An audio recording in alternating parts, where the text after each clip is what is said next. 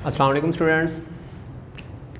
हमने previous lecture के अंदर स्टडी किया था मैनोमेट्रिक मेथड, जो कि एक ऐसा मेथड है जो वेपर प्रेशर को मेजर करने के लिए इस्तेमाल किया जाता है।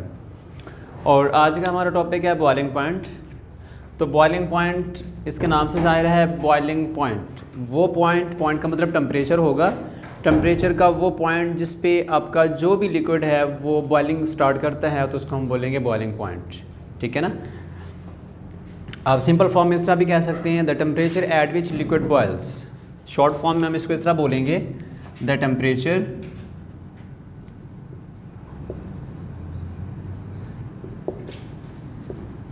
एट विच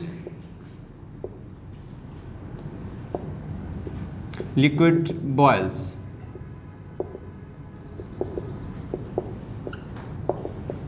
ये होता है बॉइलिंग पॉइंट। ठीक है ना।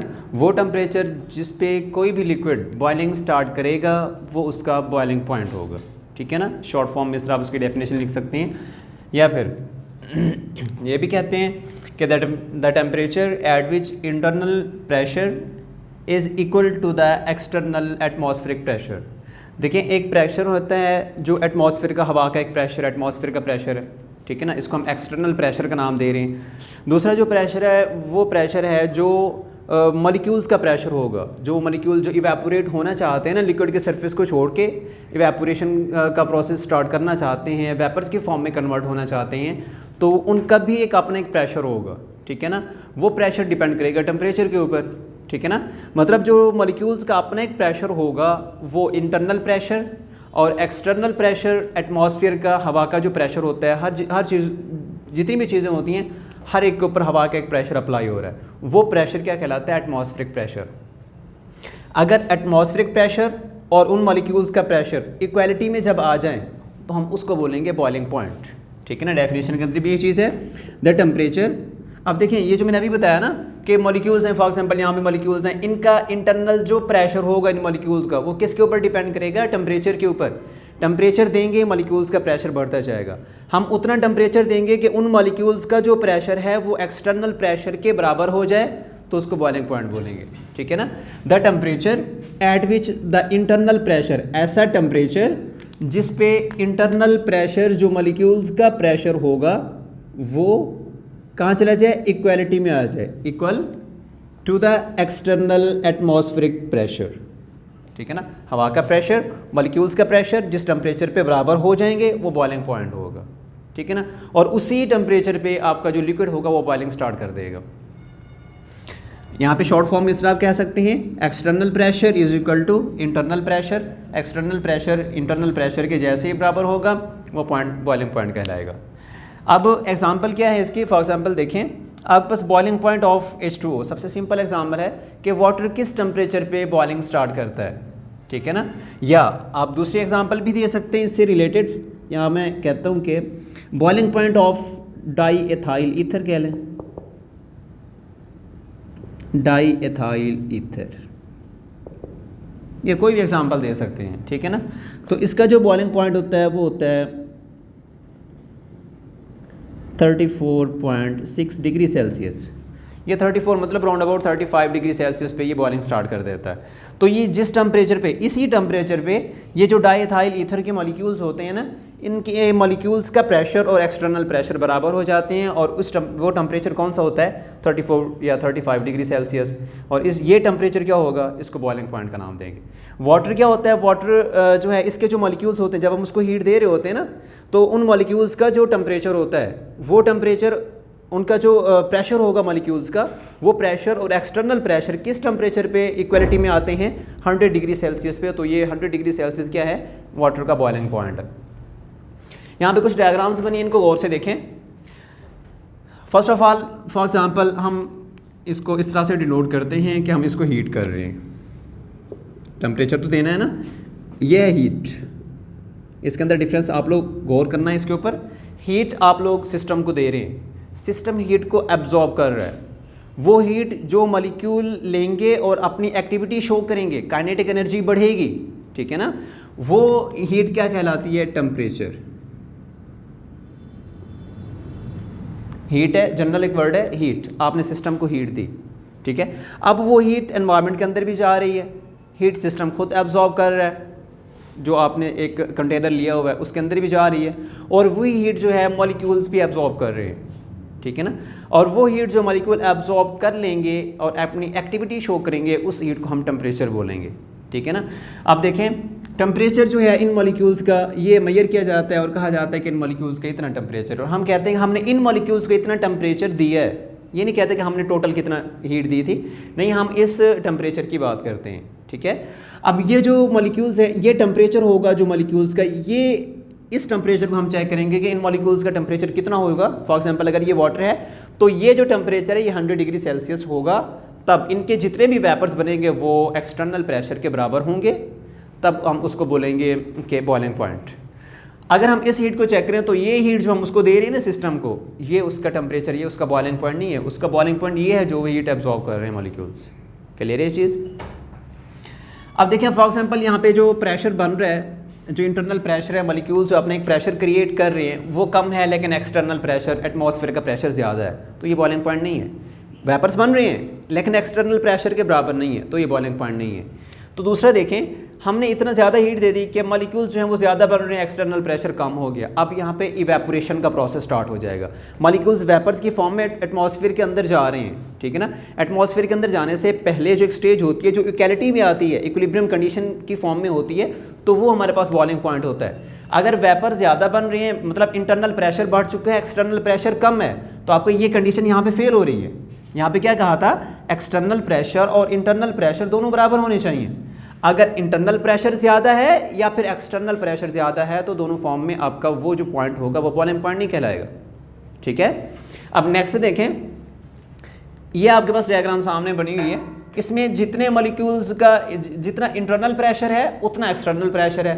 देखें फॉर एग्जांपल ये मैंने 3 यहाँ पे एरोज शो की हैं, ये उसका मॉलिक्यूल्स का इंटरनल प्रेशर और उतना ही एक्सटर्नल प्रेशर। अब दोनों क्या इक्वलिटी में है, इक्विलिब्रियम कंडीशन में है, एक्सटर्नल प्रेशर और इंटरनल प्रेशर दोनों क्या हैं, बराबर हैं।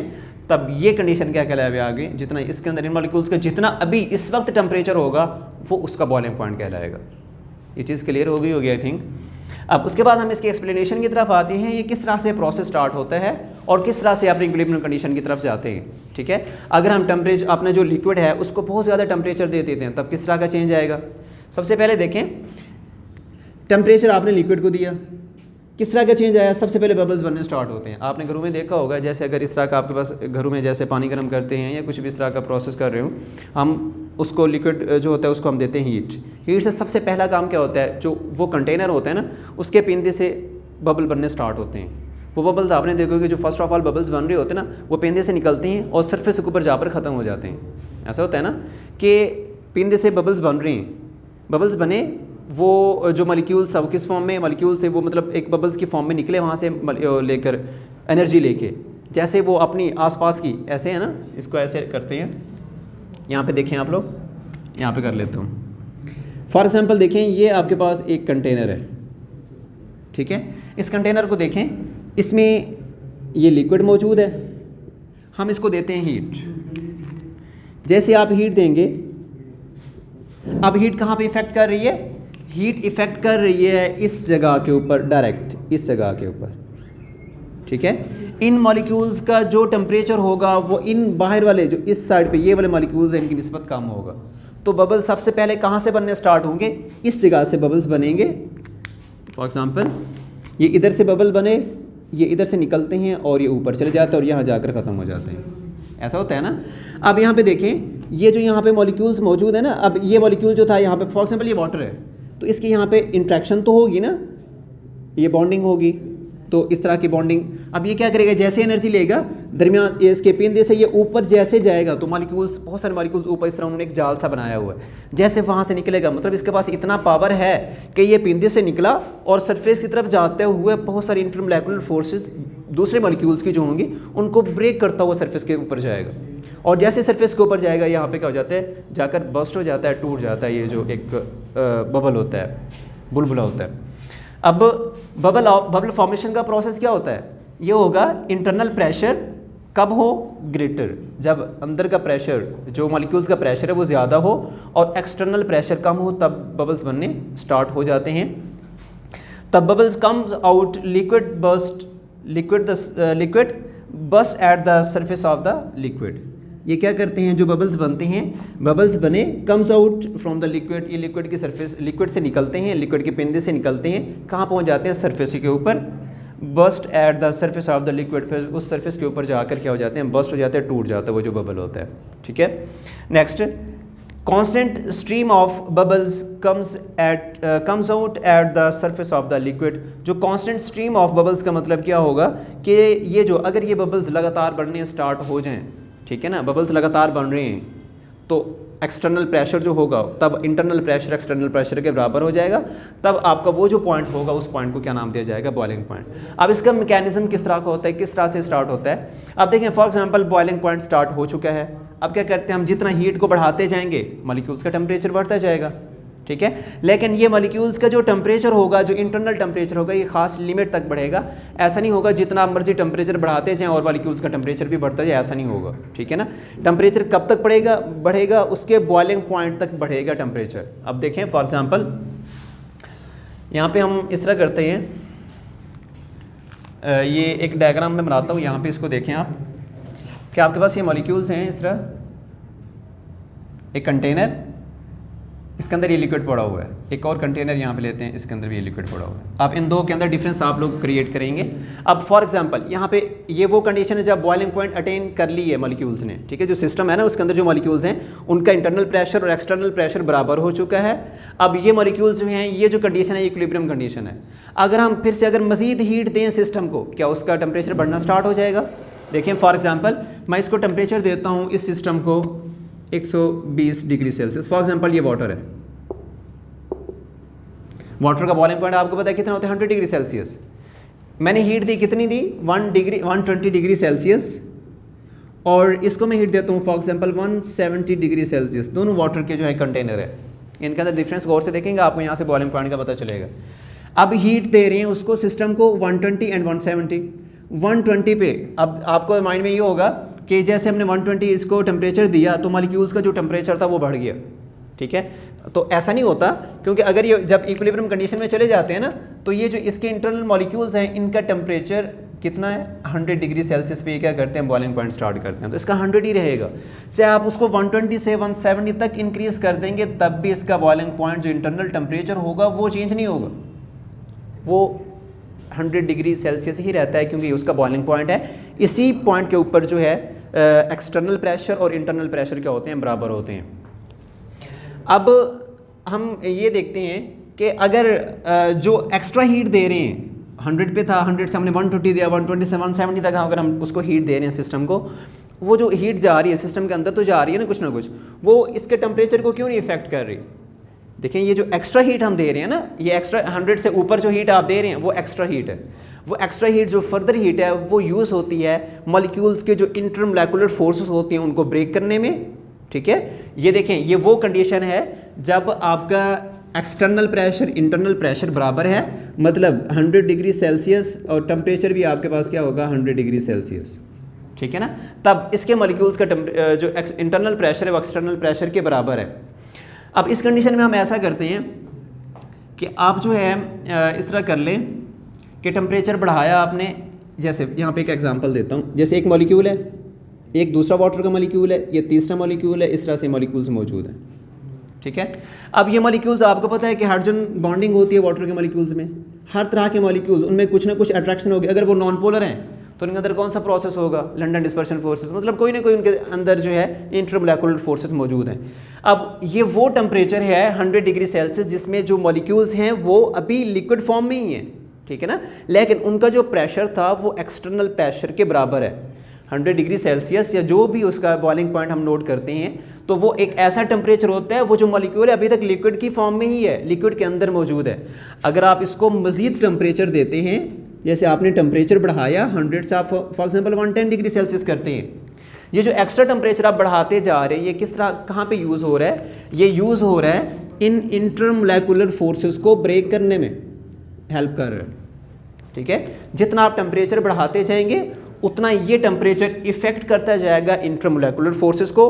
वो फोर्सेस जितना जल्दी टूटेंगी, जितना ज़्यादा टेम्परेचर देंगे ये फोर्सेस उतना जल्दी टूटेंगी, वो मॉलिक्यूल उतनी जल्दी जो है वेपर की फॉर्म में कन्वर्ट हो जाएगा। तो बॉइलिंग पॉइंट का प्रोसेस यहाँ पे ख़त्म हो जाएगा तब। ठीक है। जब मॉलिक्यूल लिक्विड की सरफेस को छोड़कर वेपर में जाएगा तब बॉइलिंग पॉइंट का प्रोसेस यहाँ पे स्टॉप हो जाएगा। बॉइलिंग पॉइंट से मतलब टेम्परेचर जो है उसका इंटरनल टेम्परेचर वैसे का वैसा ही रहेगा। अब देखिए फॉर एग्जांपल इस मॉलिक्यूल ने टेम्परेचर एब्जॉर्ब किया ना, इसका टेम्परेचर जो था फॉर एग्जांपल 110 तक पहुंचा, तो ये आपको 110 डिग्री सेल्सियस पे ये मॉलिक्यूल लिक्विड की फॉर्म में नज़र नहीं आएगा। लिक्विड की फॉर्म में जितने भी मॉलिक्यूल्स होंगे उनका टेम्परेचर 100 ही रहेगा। जो मॉलिक्यूल ज़्यादा टेम्परेचर एब्जॉर्ब करेगा ना वो फिर बॉइलिंग पॉइंट की लिमिट को क्रॉस करेगा, वो फिर आपका बॉइलिंग पॉइंट को उसने जैसे ही क्रॉस किया वो लिक्विड नहीं रहेगा, वो वेपर बन जाएगा। बात की समझ आई? बॉइलिंग पॉइंट हम तब स्टडी करते हैं जब आपके जो लिक्विड के मॉलिक्यूल्स हैं उनका प्रेशर और एक्सटर्नल प्रेशर बराबर रहे। अगर ये मॉलिक्यूल जैसे ही टेम्परेचर को एब्जॉर्ब करते हैं तो आपको पता होगा कि temperature is directly proportional to the kinetic energy. तो 100 डिग्री सेल्सियस पे वाटर के मॉलिक्यूल्स की काइनेटिक एनर्जी उतनी होती है कि वो अभी उस फॉर्म में मौजूद होते हैं, इंटरनल और एक्सटर्नल प्रेशर बराबर होता है। जैसे थोड़ी सी आप यहाँ पे टेम्परेचर बढ़ाएंगे मॉलिक्यूल्स की काइनेटिक एनर्जी बढ़ेगी और ये एनर्जी कहाँ यूज़ होगी? इन इंटरमोलेकुलर फोर्सेस को ब्रेक करने में यूज़ हो जाएगी और वो मॉलिक्यूल बहुत जल्दी वेपर्स की फॉर्म में कन्वर्ट हो जाएगा। ठीक है, तो मतलब क्या हुआ यहाँ पे मैंने बताया कि आप हीट दे रहे हैं, हीट से टेम्परेचर बढ़ रहा है, टेम्परेचर का मतलब जो मॉलिक्यूल की एनर्जी है वो बढ़ रही है और जैसे टेम्परेचर बढ़ेगा काइनेटिक एनर्जी बढ़ेगी क्योंकि kinetic energy is directly proportional to the temperature. ठीक है, अब देखें फर्दर हीट अगर आप देते हैं, जैसे मैंने वाटर की एग्जांपल दी, वाटर का बॉइलिंग पॉइंट कितना है? 100 डिग्री सेल्सियस। आपने 100 डिग्री सेल्सियस तक उसको टेम्परेचर दिया, वो कहाँ यूज़ हुआ? वो बॉइलिंग पॉइंट है, उसका इंटरनल और एक्सटर्नल प्रेशर बराबर है, वो आपके जो मॉलिक्यूल्स हैं अभी तक लिक्विड फॉर्म में हैं। अगर उनमें से अगर आप क्या करते हैं फर्दर हीट अगर उसको देते हैं उस लिक्विड के कंटेनर को जिसमें लिक्विड मौजूद है, वो हीट कहाँ जाएगी? Not increase the boiling point of the liquid. ऐसा नहीं होगा कि आपका जो लिक्विड है जो 100 डिग्री सेल्सियस उसका जो है बॉइलिंग पॉइंट था, ये ऐसा नहीं होगा कि आपने 120 इसका टेम्परेचर बढ़ाया और इनके मॉलिक्यूल्स का टेम्परेचर भी 120 डिग्री सेल्सियस तक इंक्रीज हो जाए, ऐसा नहीं होगा। ठीक है, अगर मॉलिक्यूल लिक्विड की फॉर्म में है उनका जो टेम्परेचर होगा वो 100 ही होगा, जो 100 को क्रॉस करेगा वो वहाँ से निकल जाएगा, उसको वहाँ से निकाल दिया जाएगा, वो इंटरमोलेकुलर फोर्सेस वीक हो जाएंगी और वो फोर्सेस जो हैं वो ब्रेक होंगे और वो फ़ौरन से वेपर्स की फॉर्म में कन्वर्ट हो जाएगा। ठीक है, तो मतलब क्या है कि ये कांस्टेंट एक वैल्यू होती है बॉइलिंग पॉइंट, इसकी लिमिट को क्रॉस नहीं किया जा सकता। जो मॉलिक्यूल इसकी लिमिट को क्रॉस करेगा, ज़्यादा हीट को एब्जॉर्ब करेगा, वो फिर बॉइलिंग पॉइंट की रेंज से निकल जाएगा, उसको हम फिर लिक्विड नहीं कहेंगे, वो फिर वेपर बन जाएगा, एटमॉस्फेयर के अंदर चला जाता है। ठीक है, अब अगर हम फर्दर हीट दे रहे हैं तो ये फर्दर हीट यूटिलाइज होती है किस जगह पे, किस मकसद के लिए इस्तेमाल की जाती है? Utilize to break the intermolecular forces. ये जो फर्दर हीट आप दे रहे हैं इसको बॉइलिंग पॉइंट नहीं बोलेंगे, ये बॉइलिंग पॉइंट बढ़ाएगा नहीं। ये फर्दर हीट जो है किस मकसद के लिए इस्तेमाल हो जाती है? ये उस मॉलिक्यूल की जो इंटरमोलेकुलर फोर्स होती है, आसपास के मॉलिक्यूल के साथ जो अट्रैक्शन होती है उसको ब्रेक करती है और मॉलिक्यूल वेपर की फॉर्म में कन्वर्ट हो जाता है। ठीक है, अब इसके बाद आपकी बुक में जो है ना ये इसका मोलर हीट ऑफ वेपोराइजेशन का प्रोसेस है, लेकिन आप लोग इसको इसी तरह से करेंगे जैसे इसका मैकेनिज्म बता दिया, मैकेनिज्म के साथ ये उसके जो एक ग्राफ है ये उसको फॉलो करता है। इसके बाद आपने ये इंटरमोलेकुलर फोर्सेस को इससे रिलेट करना है, फिर बाद में लास्ट में आपने ये बताना है मोलर हीट ऑफ वेपोराइजेशन और इसके लिए एक टेबल है वो बताएंगे। ठीक है ना, अब इसको बताने के बाद ना मैकेनिज्म को एक्सप्लेन करने के बाद अब हमारे पास है कि हम इंटरमोलेकुलर फोर्स की जो बात कर रहे हैं ना, इंटरमोलेकुलर फोर्सेस का इफेक्ट क्या होगा। हमने प्रीवियस टॉपिक्स के अंदर ये चीज़ अच्छे से स्टडी की हुई है कि जिस तरह आप इंटरमोलेकुलर फोर्सेस को चेक करते हैं, इंटरमोलेकुलर फोर्सेस जितना ज़्यादा स्ट्रांग होंगी मॉलिक्यूल के दरमियान, आपको मॉलिक्यूल की वो फोर्सेस को ब्रेक करने में उतना ज़्यादा फोर्स लगानी पड़ेगी, उतना ज़्यादा एनर्जी देनी पड़ेगी। ठीक है, देखें फॉर एग्जाम्पल जिस पास मेरे पास एक बोर्ड मार्कर है, अगर कोई मुझसे बोर्ड मार्कर छीनता है तो बड़ी आसानी से, अगर मैंने इसको लूजली पकड़ा हुआ है तो बड़ी आसानी से इसको छीन के चला जाएगा। अगर मैंने इसको बड़ी फोर्स के साथ, बड़ी मजबूती के साथ पकड़ा हुआ है तो इसको छुड़ाने में उतना ज़्यादा उसको फोर्स लगानी पड़ेगी। मतलब कि अगर मॉलिक्यूल की अट्रैक्शन बहुत ज़्यादा है आपस में तो वो जब तक अट्रैक्शन टूटेगी नहीं तब तक वो मॉलिक्यूल अपने वेपर्स की फॉर्म में कन्वर्ट नहीं होगा। ठीक है, अगर ये फोर्सेस स्ट्रांग है तो हमें इसको तोड़ने में ज़्यादा एनर्जी लगानी पड़ेगी, अगर ये फोर्सेस वीक हैं तो थोड़ी सी एनर्जी से टूटेंगे और मॉलिक्यूल जो वेपर्स की फॉर्म में कन्वर्ट हो जाएगा। तो मतलब क्या हुआ कि intermolecular force is directly proportional to the boiling point या वेपर प्रेशर। कुछ भी पिछले टॉपिक से अगर रिलेट करना चाहें तो इस तरह कर सकते हैं, लेकिन यहाँ पे आप लोग क्या बताएंगे? The intermolecular forces is directly proportional to the boiling point. जितना फोर्सेस स्ट्रांग होंगी उतना हीट ज़्यादा देनी पड़ेगी, टेम्परेचर ज़्यादा देना पड़ेगा, जितना आप टेम्परेचर ज़्यादा देंगे उसका बॉइलिंग पॉइंट उतना बढ़ जाएगा। एग्जाम्पल देखें, इसी चीज़ को यहाँ पे आइडेंटिफाई किया गया। अब मैंने यहाँ पे बोला कि जितना इंटरमोलेकुलर फोर्सेस स्ट्रांग है उतना बॉइलिंग पॉइंट क्या होगा? बढ़ेगा। ठीक है ना, अब ये एग्जांपल देखें, यहाँ पे डाई एथाइल ईथर एथेनॉल है, वाटर है एंड एथाइलिन ग्लाइकोल है, ठीक है ना। अब इनके अंदर अगर आप आइडेंटिफाई करें, यहाँ पे इनकी नेचर में आपको बता देता हूँ। 0 डिग्री सेल्सियस से हमने स्टार्ट लिया, इस साइड पे जो है प्रेशर है और इस साइड पे टेम्परेचर है, ठीक है ना। अब इसमें देखें, ये जो एक रेड लाइन यहाँ पे शो की है, तो ये कौन सा है, ये 1 एटमॉस्फेरिक प्रेशर है, 1 atm, ठीक है। 1 atm किसके बराबर होता है, 1 atm बराबर होता है, जब इसका यूनिट चेंज करें तो 760 टॉर भी हम इसको यूज़ करते हैं। टॉर में अगर आप लेंगे तो 760 के इक्वल होता है, ठीक है। तो ये 1 एटमॉस्फेरिक प्रेशर है जो कि एक्सटर्नल प्रेशर है। अब इस एक्सटर्नल प्रेशर के ऊपर, ठीक है ना, जो मॉलिक्यूल्स हैं वो कितने, डाई एथाइल ईथर को देखें, डाई एथाइल ईथर, ईथर का आप लोगों ने पढ़ा था, ईथर जो है क्या, नॉन पोलर है, ठीक है ना। तो नॉन पोलर के अंदर कौन सी बॉन्डिंग होती है, नॉन पोलर के अंदर लंडन डिस्पर्शन फोर्सेस होती हैं। तो आपको पता होना चाहिए कि लंडन डिस्पर्शन फोर्सेस क्या होती हैं, वीक फोर्सेस होती हैं, और वो मॉलिक्यूल जो जिसकी फोर्सेस वीक है वो बड़ी आसानी से वेपर में जाएगा। थोड़ा सा टेम्परेचर लिया, फोर्सेस वीक है, ब्रेक हुई, फ़ौरन से वेपर्स में कन्वर्ट हो गया, ठीक है ना। अब एथेनॉल को देख लें, एथेनॉल जो है हाइड्रोजन बॉन्डिंग शो करते हैं, लेकिन इसके अंदर कितने हाइड्रोजन बॉन्ड होते हैं, 1 हाइड्रोजन बॉन्ड इसके अंदर मौजूद होता है। अगर आप वाटर को देखें तो वाटर में जो है 2 हाइड्रोजन बॉन्ड्स बनते हैं, 2 हाइड्रोजन बॉन्ड्स। ये एथाइलिन ग्लाइकोल जो है ना, ये ग्लाइकोल, इसके अंदर भी 2 हाइड्रोजन बॉन्ड्स होते हैं, लेकिन इसकी नेचर जो है, इसका मैस भी ज़्यादा होता है, मैस बढ़ जाता है, तो मैस के बढ़ने से उसका इफेक्ट बॉइलिंग पॉइंट के ऊपर ज़्यादा होता है, इस वजह से इसका बॉइलिंग पॉइंट सबसे ज़्यादा है। आप इन तीनों को कंपेयर करें, देखें, डाई एथाइल ईथर है, एथेनॉल है एंड वाटर है। डाई एथाइल ईथर में लंडन डिस्पर्शन फोर्सेज है, फोर्सेज क्या है, वीक हैं। जब फोर्सेज वीक है तो थोड़ा सा टेम्परेचर मिलेगा, इसके मॉलिक्यूल वेपर की फॉर्म में कन्वर्ट हो जाएंगे, ठीक है। कितने पे, इसके जो है ये देखें, टेम्परेचर मैंने नीचे शो किया है, 34.6 डिग्री सेल्सियस पे इसके जो मॉलिक्यूल्स का प्रेशर होता है वो एक्सटर्नल प्रेशर के बराबर हो जाता है। ये इसका बॉइलिंग पॉइंट है।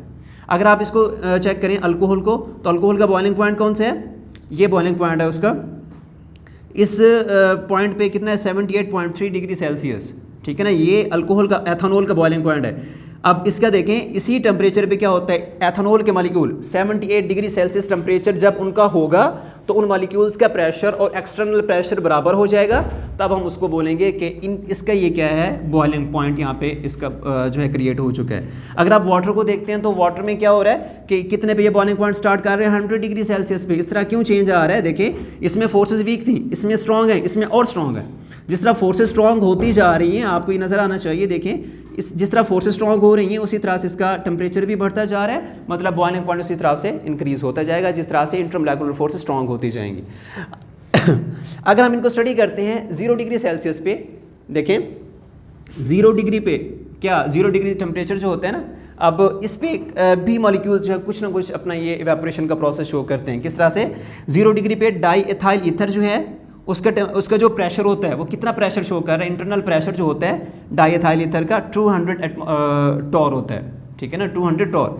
मतलब 0 डिग्री सेंटीग्रेड भी इसके जो इंटरनल प्रेशर है वो काफ़ी हद तक होता है। लेकिन अब अगर वाटर को इसके साथ कंपेयर करें तो 0 डिग्री सेल्सियस पे वाटर के मॉलिक्यूल्स भी इंटरनल प्रेशर क्रिएट कर रहे होते हैं, चाहे वो आइस की फॉर्म में है, लेकिन उनका इंटरनल प्रेशर होता है, कितना होता है, 4.8 टॉर, ठीक है ना। इसका प्रेशर ज़्यादा है, इसका कम है, रीज़न क्या हो जाएगी, टेम्परेचर तो सेम था ना, टेम्परेचर कांस्टेंट है, लेकिन इस प्रेशर के अंदर चेंज आ रहा है। ये प्रेशर के अंदर चेंज किस वजह से आएगा, due to intermolecular forces. Intermolecular forces ether के अंदर वीक हैं, प्रेशर ज़्यादा, फोर्सेज स्ट्रॉन्ग हुई, प्रेशर कम हो गया, ठीक है, लेकिन टेम्परेचर क्या है, कॉन्स्टेंट है।